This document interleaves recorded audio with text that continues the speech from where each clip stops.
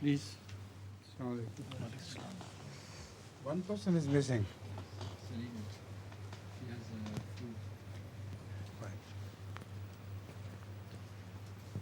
Please. Lady Marty is also come, mashallah. Pensez-vous qu'il y aura une amélioration au niveau de la crise de Sierra Leone? Comment peuvent-ils résoudre leurs problèmes? Does Hazur believe that there will be an amelioration in the situation in Sierra Leone, and how could they solve the crisis there? I think there is some amelioration, evidently, but for the solution, I think some water has to flow from under the bridges. It's too early to predict. Sa Sainteté pense que s'il y a déjà une amélioration en fait, de toute évidence, mais quant à la solution, il faudra d'abord qu'on attende que du temps passe avant qu'on puisse commencer à y songer.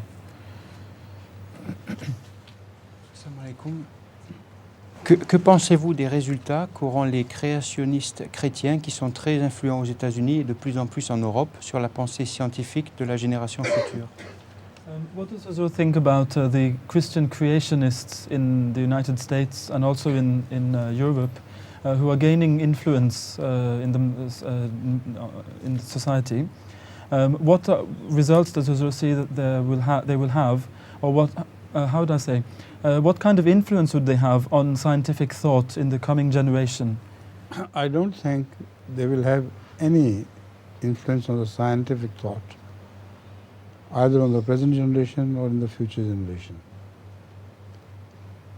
Generally, people who are fed up of the old school of Christian thought sort of rebel and turn to an absurd philosophy which the entire world has repeatedly rejected, and science cannot entertain it even for a moment. So thus, just make a huge cry, and apparently they gain some stupid people as their converts, but it doesn't make any difference to tilt the balance in favor of the scientists. Hazur dit que je ne pense pas qu'ils auront une influence quelconque sur la génération future et non pas non plus sur la génération présente. En général, ceux qui sont là du christianisme moderne se tournent vers toutes sortes de ces théories absurdes. Et en fait, ils gagnent quelques convertis parmi les gens comme eux, mais quant aux scientifiques eux-mêmes, ils ne peuvent pas les influencer vraiment. Donc je ne vois pas comment ils pourront influencer les générations à venir ou même la présente par leurs idées absurdes.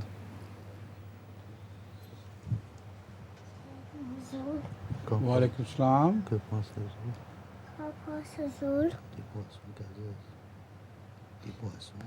des poissons gazeuses?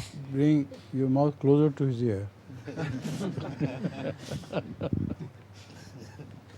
Walid Ahmed said, Hazur, what does Hazur think about carbonated drinks? Personally, they don't agree with me. And I think generally they don't agree with many people, but it makes them addicted. So the carbonated drinks stimulate the glands of the stomach, and thus they create artificial appetite. So they always end up in creating more acid than needed for digestion.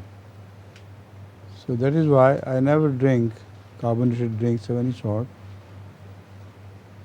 But previously I used to drink, and my long experience had told me it's time I abstained. Sa Sainteté dit que les boissons gazeuses ne me vont pas bien. Et je sais que beaucoup de gens sont du même avis que moi. En fait, ces boissons gazeuses stimulent l'estomac et créent un faux sentiment de faim, en fait. Et c'est par l'excès d'acide qui est créé au niveau de l'estomac de par ce stimulus qu'il reçoit de ces boissons gazeuses-là.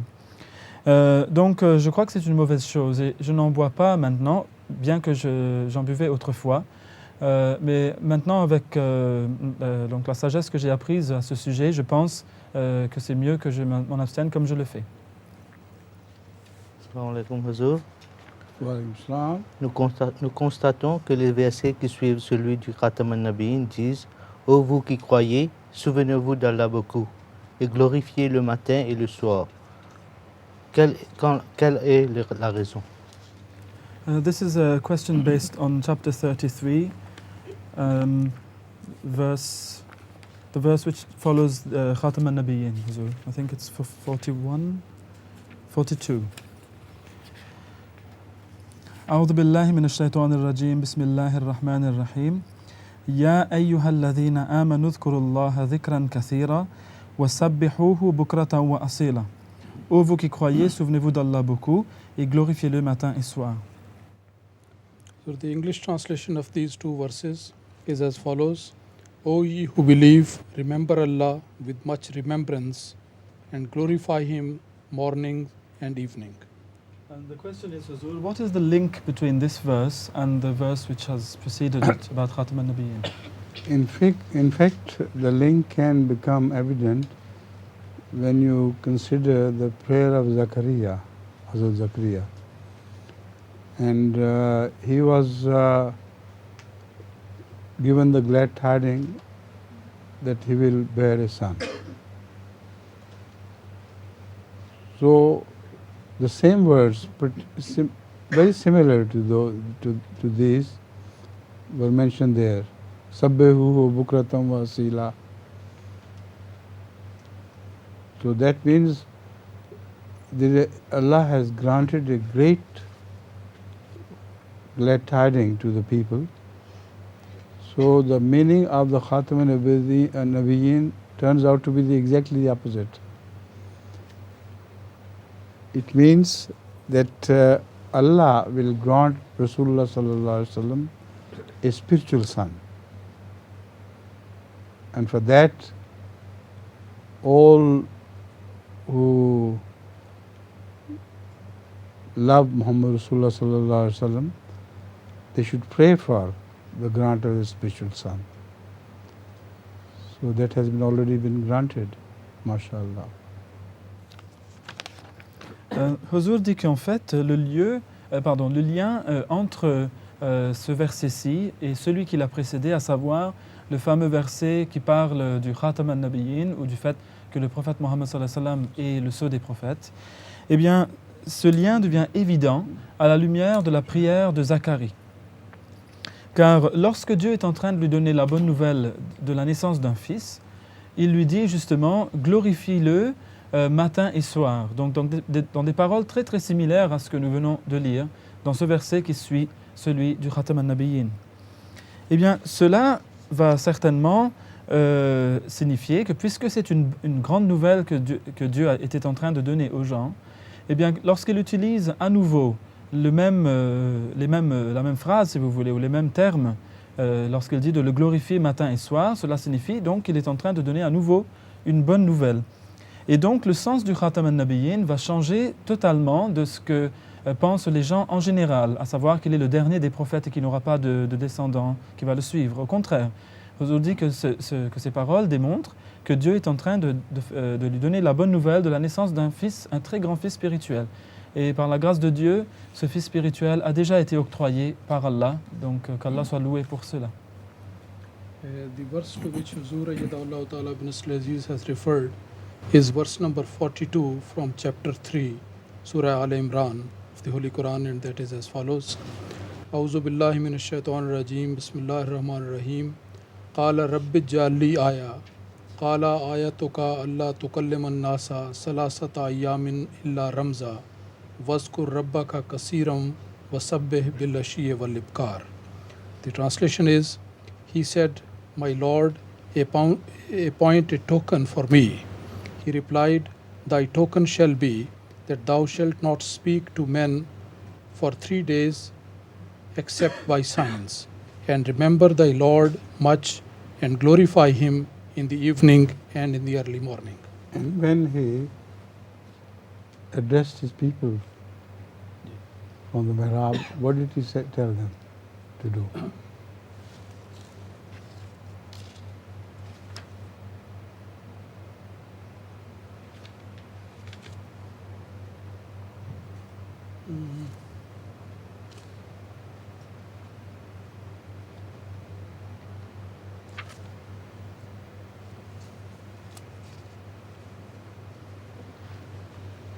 I think you have got the wrong reference. I had in mind another reference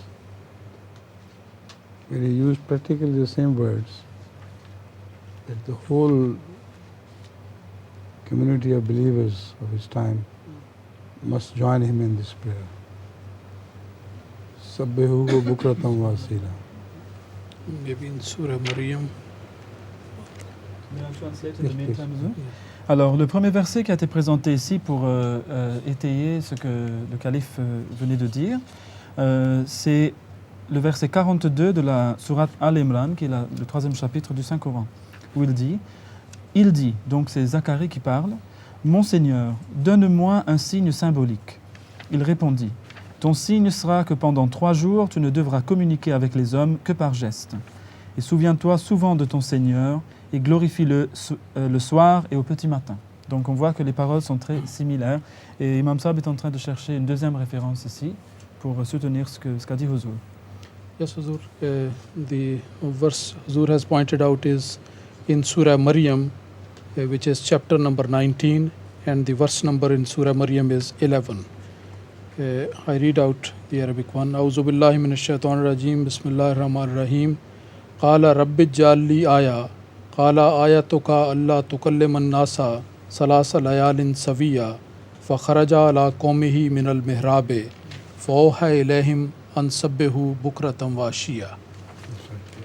Translation is, he said, "My Lord, appoint for me a token." God said, "Thy token is that thou shalt not speak to anyone for 3 full days and nights." Then he came forth unto his people from the chamber and asked them by signs to glorify God in the morning and in the evening. So that relates to the glad tidings about a son to be born. In case of Rasulullah sallallahu alaihi wasallam, it was a spiritual son to be born, which already has been born with the grace of Allah.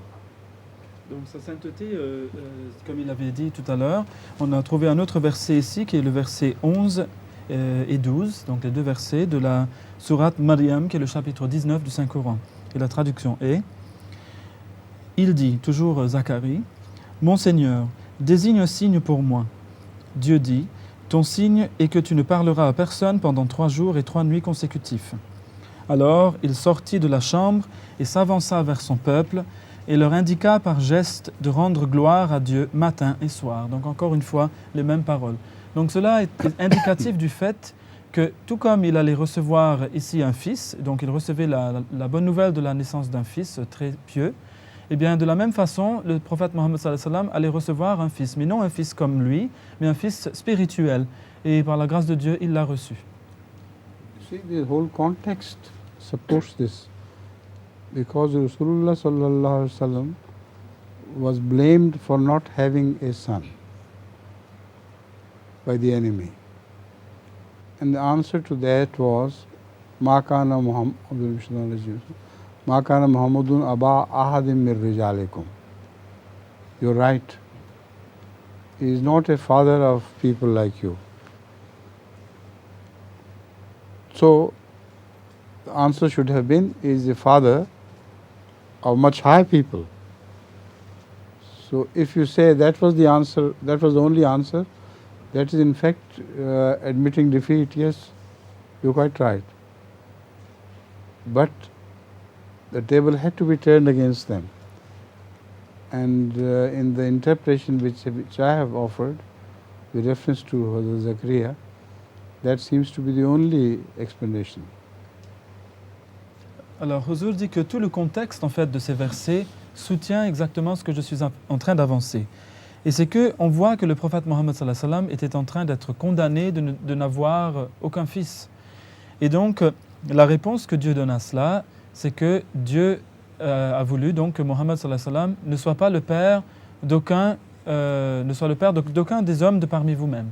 Donc, qu'il n'ait pas de fils, qu'il n'aura pas de fils comme vous, c'est-à-dire des fils ordinaires.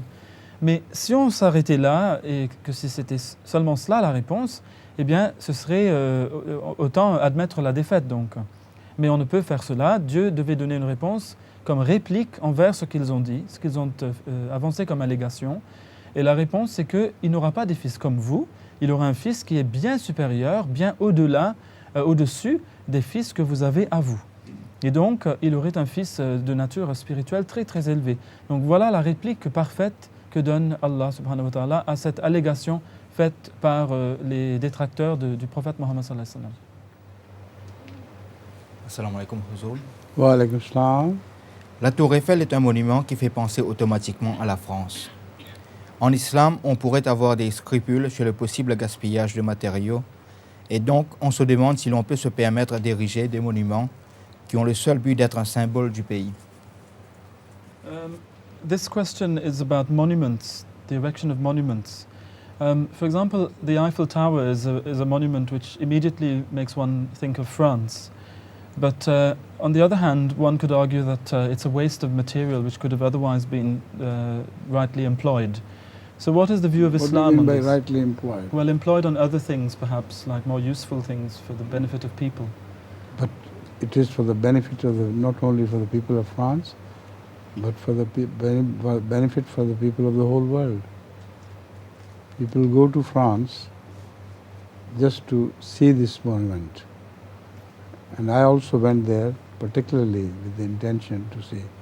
Now, how much foreign exchange does France earn from such visitors? So it's a matter of constant benefit to the people of France and to the visitors, in the sense that they wonder at the glory of this construction, and they are really overawed by its grandeur. Alors, sa sainteté dit que, mais au contraire, la Tour Eiffel bénéficie beaucoup au peuple de France et aussi aux gens du monde entier. Car, en effet, combien d'argent la France gagne-t-elle des visiteurs de la Tour Eiffel?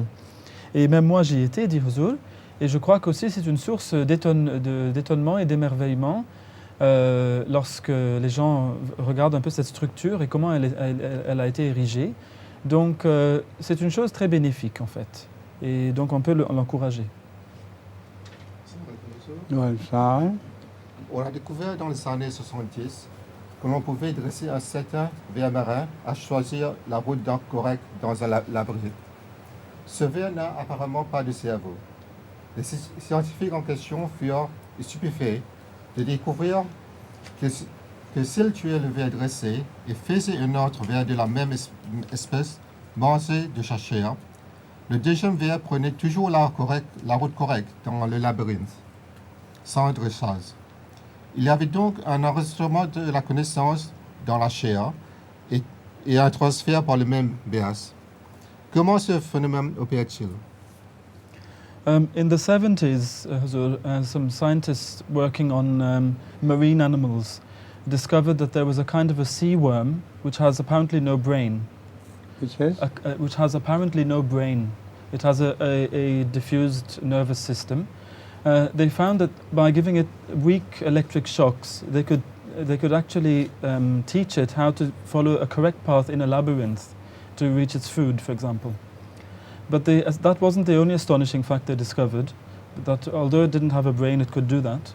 The astonishing thing was that if the worm died and it was fed to another worm of the same species, which had never been taught how to move around in the labyrinth, if it ate its flesh, it automatically took the same route every time. So there was a transfer of knowledge only through the flesh. And the scientists were baffled that how could that be? So how, according to Huzur, could this process of transfer of knowledge be taking place? What is the scientific explanation, attempted explanation? Well, the attempted explanation is that knowledge is recorded in the body somehow, but they don't know how. No, but they know. But at the same time, they claim that they have a sort of diffused brain spread along the nervous system. So the nervous system is itself working as a brain. And when that nervous system is fed to another of the same species, it works the same way and it retains its memory and transfers that memory to the worm which has eaten this flesh. Alors, sa sainteté dit que, en fait, on voit que ce ver donc, a une espèce de cerveau diffus, un système nerveux qui fonctionne comme une espèce de cerveau, on pourrait dire. Et donc, lorsque ce système nerveux est transféré à un autre représentant de cette espèce, on pourrait dire, eh bien, ce cerveau, ou ce quasi-cerveau, va retenir sa mémoire. Et c'est la mémoire de la chose qui va être retransférée.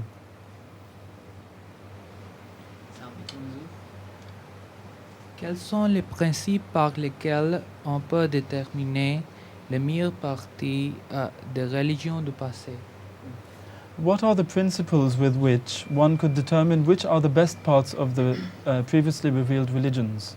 How could one sift through the wrong and the good? The system is very clear.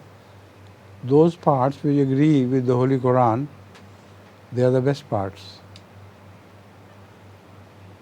And this is why the Holy Quran claims, فِيهَا كُتُبٌ قَيِّمَةٌ, that in this teaching, they are teaching of the lasting values.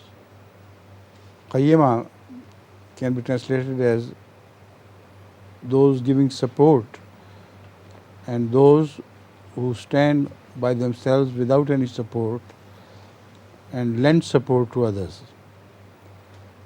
So this is Qayyima. And the Holy Quran says the Quran contains all the Qayyima, meaning the basic teachings of the past religions. So that basic teaching is the best.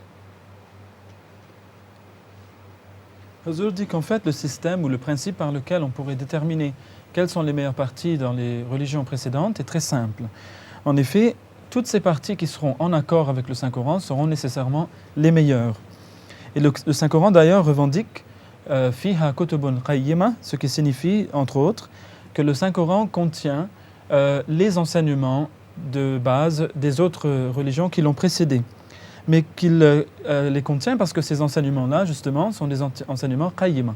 Donc, ce sont des enseignements qui durent, qui perdurent, et aussi qui se tiennent eux-mêmes de par leur nature, et aussi en soutiennent d'autres. Et donc, c'est pour cela que ces enseignements-là ont duré et ont perduré jusqu'au moment où a été révélé le Coran. Donc, le Saint-Coran... Donc, le Coran contient en fait tous les enseignements de base qui se trouvent, que l'on pourrait trouver dans les religions précédentes, et on doit utiliser le Saint-Coran pour les déterminer au niveau de ces religions-là. Si beaucoup d'espèces animales et végétales disparaissent, comment la vie sur Terre va-t-elle se stabiliser et comment cela va-t-il affecter la qualité de la vie? Huzur, if many animal and plant species, as we know they are disappearing at an alarming rate these days, if a great number of them do disappear at the end, how will life on Earth reorganize itself? How will it become stabilized again to create a new ecosystem? And how will that affect the quality of human life? Well, the human life will suffer to the extent that the other species, vegetative or animal, are disappearing. And artificial diet will have to be invented, which will cause further problems for the people, because the artificial diet always has some artificial agents which produce effects, bad effects, if not immediately, after a while, in the second generation or third generation. So I think somehow man will have to preserve the flora, the greenery, and do something to increase the woodland. And I think such measures are being taken. Although they are not careful to start taking such measures in the so-called third world countries, with the result that many areas are turning into barren because of spread of cities, etc., shortage of plots for housing, etc., and many other factors promote this tendency, this wrong tendency to create lands without trees, without foliage, etc. And the air pollution also increases because of that. So the third world countries should be helped by the first world countries to improve their flora and their habitat. And I think they are taking some measures, but not enough. Sa sainteté dit que la vie humaine souffrira autant que disparaissent les espèces animales et végétales. Et on en arrivera peut-être à un moment où la nourriture devra être créée artificiellement. Mais une telle nourriture va certainement contenir des composants qui sont donc nocifs pour l'homme, étant artificiels. Et les effets néfastes de cette alimentation-là ne vont peut-être pas se manifester tout de suite, mais pourront se manifester sur des générations à venir. Les hommes doivent prendre donc des mesures pour préserver en particulier la flore dans le monde. Et je crois qu'on a commencé déjà à en prendre, mais on n'en prend pas assez dans le tiers-monde. À cause des problèmes de manque d'habitation, de terre, etc., on est constamment en train de détruire la flore locale et évidemment la faune qui va avec. Donc je pense que les pays riches devraient aider les pays du tiers-monde à préserver leur flore en particulier et aussi toutes les espèces qui vont avec. Mais on n'y fait pas encore assez attention de nos jours. Khalid, I can understand that Salima has fallen ill and suffering from flu. Allah bless her and give her cure. But what about your rest of the family? Are they all suffering from flu? Your sisters and their children? All of them? Not the children, just my sisters. All my sisters. Your sisters? Yes. Both are suffering? All three. Or of them. three of Yes, them, eh? Yes. All? They have some symptoms of flu. Yeah. Take some homeopathic medicine as well, eh? Please. Assalamu alaikum, bonjour. Je voudrais commencer ma question par citant un verset du Saint-Coran, du verset 286, du chapitre 2. Ils disent « Nous ne faisons aucune distinction entre ces messagers ». Le Saint-Coran déclare que personne n'a le droit de faire des distinctions entre les prophètes et qu'ils appartiennent tous à Dieu et que personne ne peut discriminer contre un prophète en faveur d'un autre. Mais les adeptes des autres religions disent que les versets du Saint-Coran se contredisent en accordant la suprématie au Saint-Prophète, paix et bénédiction de Dieu soit sur lui, et en revendiquant en même temps qu'il ne fait aucune distinction entre les différents prophètes. Alors, en outre, ils disent qu'il est probable qu'à une époque particulière, dans un contexte religieux particulier, Dieu a exprimé son affection pour un prophète en utilisant des termes qui pourraient laisser penser qu'il est son préféré. Alors comment peut-on répondre à cela et comment peut-on leur montrer que l'islam, dans ses écrits qui loue le saint prophète, ne cherche pas à faire des distinctions entre les prophètes? Huzur, this question is based on a verse of Surah Al-Baqarah. It's just a little portion of it, and it is that we don't make any distinction between the messengers of Allah. Now, the question is that some non-Muslims criticize the Quran in a way. They say that the Quran, on the one hand, says that we do not make any distinction between prophets, but on the other hand also speaks of the superiority of the Prophet Muhammad sallallahu alaihi wasallam. Now they say that perhaps it is possible that out of love for any particular prophet, that in history God may have addressed him with such words which may lead one to believe that that prophet is the preferred one of God, or the best out of all. So how do we reply to that apparent contradiction between these This is things? a wrong conclusion, because the Holy Quran at the same time makes the claim, تِلْكَ الرُّسُلُ فَضَّلْنَا بَعْضَهُمْ عَلَى بَعْضٍ. The prophets mentioned, or the messengers mentioned, do not have the same station with God. God has, from the point of view of God, there are different tiers of nearness to God. And that prophet which is nearest to him is evidently the best. That is one aspect.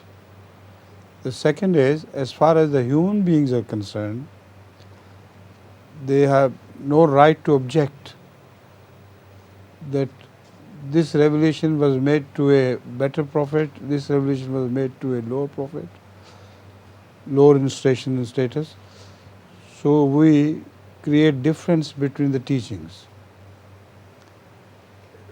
We'll be less respectful to some revelations granted to some prophets of low status, and will grant more importance to the revelations of God revealed to some prophets of higher status. That is a possible attitude which the mankind could take. But the Holy Quran warns that whatever is from God has that teaching which comes from God is binding upon all men alike. You can't make any differentiation. Because in fact you do not follow prophets, but the revelation bestowed upon prophets. And the revelation is not from the prophets themselves, but from God. So this is the true meaning of the two different, apparently contradicting verses, but they are not contradicting. Alors sa sainteté dit que ces gens ont tiré une fausse conclusion en fait, car le Saint-Coran dit aussi, ces messagers, c'est Allah qui parle, ces messagers, nous les avons élevés ou accordé une supériorité les uns au-dessus des autres. Eh bien, on voit qu'il y a différents niveaux dans la proximité de l'homme par rapport à Dieu, donc dans sa proximité de Dieu. Et il y a certains messagers qui sont plus proches de Dieu que d'autres. Ils sont à des niveaux différents. Mais cela est par rapport à Dieu. Par contre, cela est un aspect. Donc pour ce qui est de l'autre aspect, qui a trait aux êtres humains et leur rapport avec les prophètes, eh bien, aucun être humain n'a le droit de dire que puisque ceci a été révélé à un prophète inférieur, relatif à d'autres, et que l'autre enseignement a été révélé à un prophète supérieur, relativement parlant, eh bien nous allons accorder plus de respect aux enseignements de celui qui est supérieur qu'à celui qui est inférieur, respectivement parlant. Eh bien cela est une attitude que l'être humain ou l'humanité en général aurait pu prendre. C'est possible que l'humanité ait pu prendre cette attitude-là. Et c'est pour cela que Dieu est en train de dire que vous ne devez faire aucune distinction entre les prophètes. Mais en fait, il ne s'agit non pas des prophètes vraiment ici, car nous ne suivons pas vraiment les prophètes. Nous suivons l'enseignement qui leur a été révélé. Donc, cet enseignement ne vient pas d'eux, et vient plutôt de Dieu, et vient certainement de Dieu. Donc, ce que nous sommes en train de suivre, en fait, c'est l'enseignement qu'ils reçoivent, c'est la révélation qu'ils reçoivent, et en cela, comme cela vient de Dieu, et tout cela vient de Dieu, nous n'avons aucun droit de dire que nous n'allons pas l'accepter pour X raisons, car tout ce qui vient de Dieu est obligatoire sur tous les hommes pareillement. Donc voilà comment on peut résoudre cette contradiction apparente. C'est une conclusion erronée donc, qui a été tirée de versets que les gens n'ont pas compris. Comment pouvons-nous savoir quelles sont toutes les forces que peut acquérir l'homme, afin qu'on puisse les adopter? The question is, Huzur, how may we know what all the powers that man could ever have are, so that we may adopt them. May adopt them, the powers. Everyone has different potentials. He can't rise beyond the limitations of his potentials. So the greatest powers the man has been granted are evidenced in the form of Muhammad Rasulullah sallallahu alaihi wasallam. By that vision of Miraj, the message given to the mankind that if you use your powers to the maximum potential, you can rise to the point which is fixed for you as the highest point. For him, the highest point was fixed, which was even beyond the reach of angels. But other people, lesser men, can use their potential to the full limit to reach their point designed for their rise. This is why in the prophecy of Muslim Maud, there is a strange expression, तब वो अपने नफ्सी नुक्ते आसमान की तरफ उठाया जाएगा. Then he would be raised to his personal point of rise in the heaven. So that nafsi nuqta asman indicates this problem, resolves this problem. Everybody has to use his powers to the maximum, then he can rise according to his capacity, not beyond. Huzur dit que tout le monde a son propre potentiel et personne ne peut s'étendre au-delà de ses limites, des limites de son potentiel propre. Eh bien, les plus grands pouvoirs que pouvait jamais manifester l'homme ont été manifestés par le saint prophète Mohammed Rasulullah sallallahu alayhi wa sallam. Et cela notamment lors de sa vision du Miraj. Car le message que donne cette vision à l'humanité, c'est que si vous utilisez tous les pouvoirs Dieu donnés que vous possédez, jusqu'à leur limite finale, eh bien vous pouvez vous étendre et vous élever plutôt à des niveaux vraiment formidables, comme l'avait fait le prophète Mohammed sallallahu alayhi wa sallam. Lui, qui en arrivant jusqu'au fond de son potentiel, on pourrait dire, a même dépassé les anges. Donc là où il est arrivé, même les anges ne pouvaient pas y mettre le pied, pour ainsi dire. Et on voit une explication de cela, ou une chose très similaire, dans la révélation qu'avait reçue le Messie promis alayhi salam à propos du Fils promis, le Muslim Maud, lorsqu'Allah dit dans cette révélation qu'à la fin, donc lorsqu'il aura fait tout ce qu'il avait à faire, en fin de compte, il sera élevé jusqu'à son point ultime de son être, sa station spirituelle ultime, on pourrait dire. Et donc, voilà comment on peut le comprendre. C'est-à-dire qu'il arrivera à son potentiel complet, total, et il sera élevé alors jusqu'à cette limite-là. Donc voilà, si on utilise son potentiel, tout ce que Dieu nous a donné, toutes les forces qu'on a, jusqu'à la limite de ces forces, eh bien on arrivera jusqu'à la limite du potentiel et tout le monde est invité à se faire. What does Huzur think? Does Huzur think that children these days are less fit than children in the olden days? Donc Huzur pense-t-il que les enfants de nos jours sont moins sains ou en moins bonne santé que les enfants d'autrefois? Does Huzur believe that children these days are less fit than children of the days past? No, I don't believe that. I think the man as a whole is physically and mentally progressing. And the science has played a large part in this. Its capacity to memorize is always increasing. And the human mind is sort of expanding. So the children of today cannot be rated below the children of the past in any manner, except for the spiritual Of course, in the past, there apparently were more spiritual children than are found today.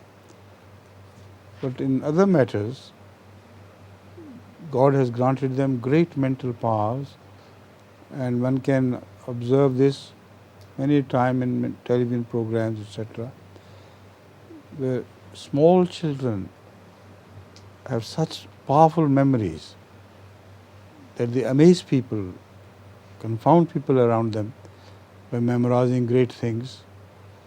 So, in that respect, the child of today is superior only physically to the children of the past, not otherwise. Huzur dit que non, je ne le pense pas du tout. En fait, je pense que l'humanité en général est en train de progresser et physiquement et mentalement. Et d'ailleurs, c'est la science qui a joué un rôle primordial dans ce développement par rapport à l'homme du passé. Notamment, on peut remarquer la capacité qui est très supérieure aujourd'hui de la mémorisation chez l'homme. Donc il arrive à mémoriser des choses beaucoup plus complexes et plus donc importantes que l'homme du passé. Tout cela grâce à la nouvelle compréhension que nous offre la science. Les enfants d'autrefois étaient sans doute plus spirituels que les enfants d'aujourd'hui, mais les enfants d'aujourd'hui ont été dotés par Dieu de pouvoirs mentaux vraiment incroyables. Et c'est ainsi que de tout petits enfants étonnent les adultes, les grands, par les choses très complexes qu'ils arrivent à mémoriser. Et donc ils se souviennent de choses très importantes par rapport au passé.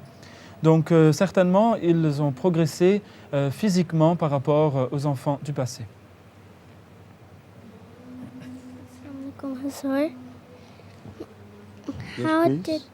How did life first start?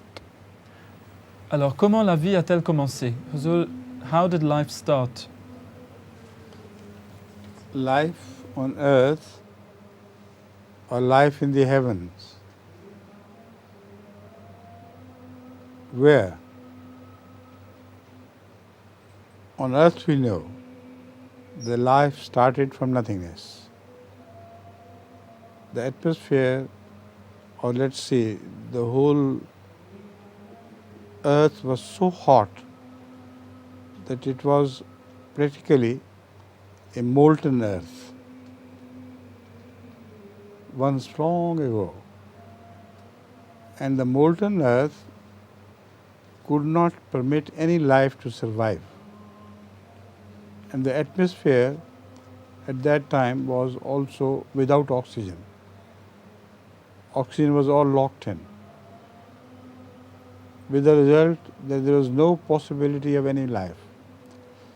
Then it gradually cooled down,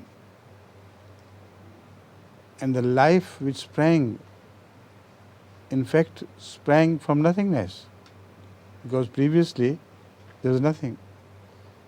So that shows that Allah decided to give life to the dead earth, and that is how the whole process of evolution took place under Allah's guidance.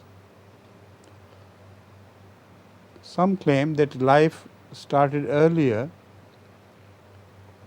in some other planets, like they are discovering some evidence on the land of Mars, which indicates that there used to be life there long ago, maybe millions and millions of years or billions of years before, but there used to be some life there. So that means that life came to a standstill before developing further. There is one possibility. Or it developed into more intelligent beings, of which we have no traces. So I believe that if there had been intelligent beings on Mars, they should have left some traces. But in other planets or stars, those stars which have cooled down, there is a possibility of extraterrestrial life. And the Quran clearly predicts that one day we will come to know that the life also exists elsewhere. Alors, Huzur dit que la vie sur Terre ou c'est la vie au ciel, c'est ça ta question ou l'autre. Donc, Huzur dit, mais de toute façon, la vie sur Terre, on sait qu'elle a commencé de rien, à partir de rien. La planète Terre était autrefois en fusion, et donc aucune vie ne pouvait y vivre. D'ailleurs, il n'y avait pas d'oxygène, donc la vie était hors de question sur Terre. Mais lorsqu'elle s'est refroidie, tout à coup, la vie a apparu, elle est apparue de nulle part. Dieu a décidé de donner la vie à la Terre, et la vie a commencé à naître et elle s'est développée sous sa direction. D'aucuns disent que la vie a ses origines sur d'autres planètes. On cite notamment la planète Mars, où on voit des traces d'une vie ancienne qui a disparu depuis des milliards d'années peut-être.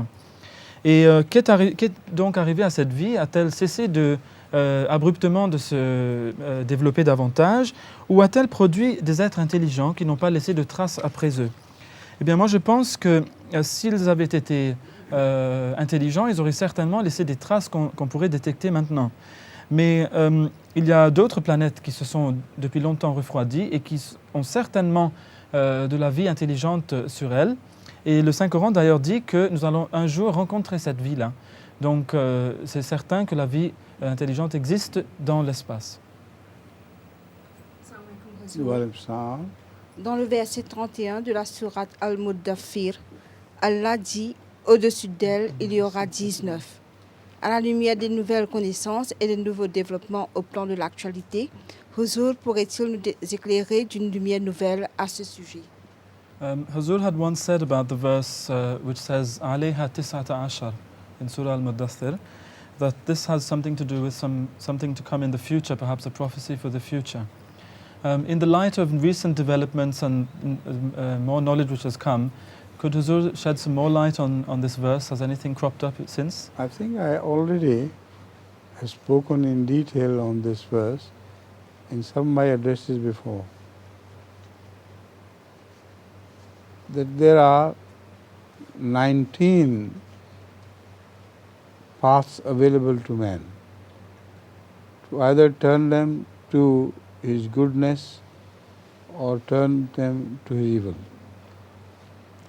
So if he utilizes all these potentials of man, which I counted once to up to 19, exactly 19, he can benefit from that proper usage and enter heaven through those means.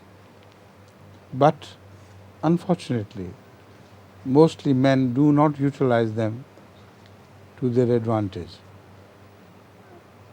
And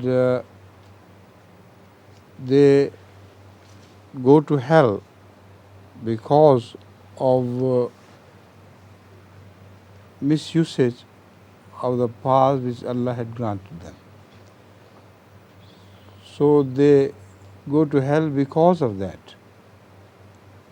And God has correspondingly appointed 19 angels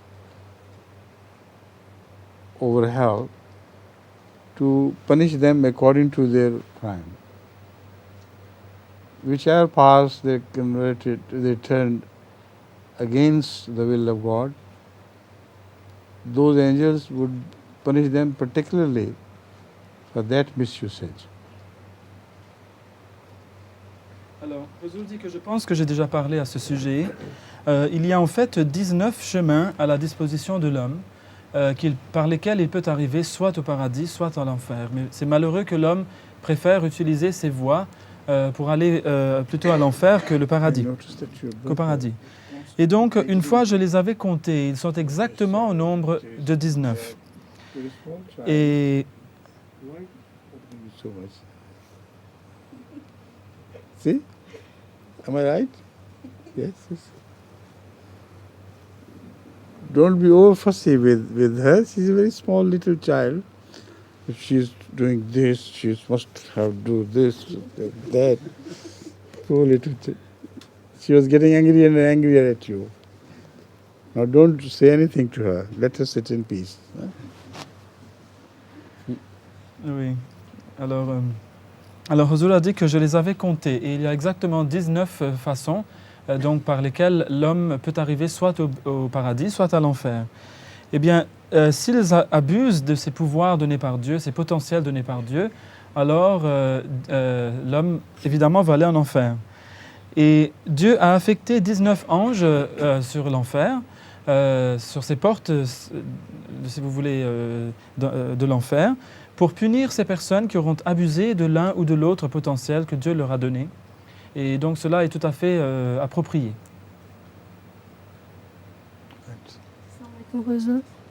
Beaucoup de médecins ont des doutes sur l'aspartame et la saccharine. Qu'en pense Roseau?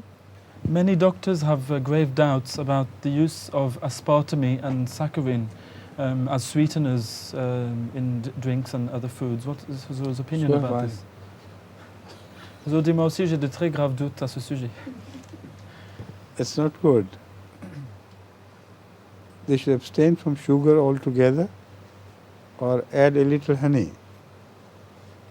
But the artificial sugars are not good. Sa sainteté dit que ces produits ne sont pas bons pour l'homme. On devrait en fait s'abstenir totalement de l'utilisation du sucre, ou bien si on ne peut pas s'en passer, alors que l'on utilise à sa place du miel. Mais ces produits artificiels ne sont pas du tout bons pour remplacer le sucre.